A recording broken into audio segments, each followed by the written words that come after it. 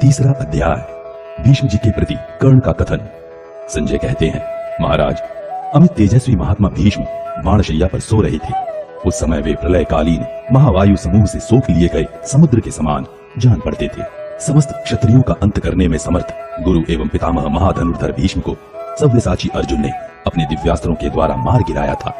उन्हें उस अवस्था में देखकर आपके पुत्रों की विजय की आशा भंग हो गई। उन्हें अपने कल्याण की भी आशा नहीं रही। उनके रक्षा कवच भी छिन्न भिन्न हो गए। कहीं पार न पाने वाले तथा अथाह समुद्र में था चाहने वाले कौरवों के लिए भीष्म जी द्वीप के समान आश्रय थे, जो पार्थ द्वारा धराशायी कर दिए गए थे। वे यमुना के जल प्रवाह के समान बाण समूह से व्याप्त हो रहे थे। उन्हें देखकर ऐसा जान पड़ता था इंद्र ने असह्य मैनाक पर्वत को धरती पर गिरा दिया हो। वे आकाश से चित्त होकर पृथ्वी पर पड़े हुए सूर्य के समान तथा पूर्व काल में वृत्रासुर से पराजित हुए अचिंत्य देवराज इंद्र के सदृश प्रतीत होते थे। उस युद्ध स्थल में भीष्म का गिराया जाना समस्त सैनिकों को मोह में डालने वाला था। आपके ज्येष्ठ पिता महान व्रतधारी भीष्म समस्त सैनिकों में श्रेष्ठ तथा संपूर्ण धनुर्धरों के शिरोमणि थे। वे अर्जुन के बाणों से व्याप्त होकर वीरशैया पर सो रहे थे।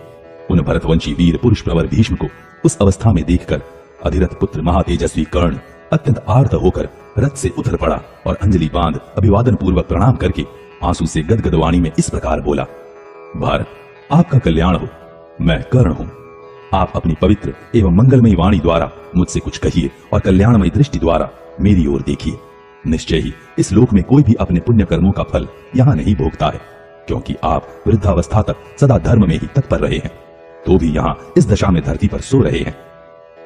कुरुश्रेष्ठ, कोश संग्रह, मंत्रणा, व्यूह रचना तथा अस्त्र शस्त्रों के प्रहार में आपके समान कौरव वंश में दूसरा कोई मुझे नहीं दिखाई देता, जो अपने विशुद्ध बुद्धि से युक्त हो समस्त कौरवों को भय से उबार सके तथा यहाँ बहुत से योद्धाओं का वध करके अंत में पितृलोक को प्राप्त हो।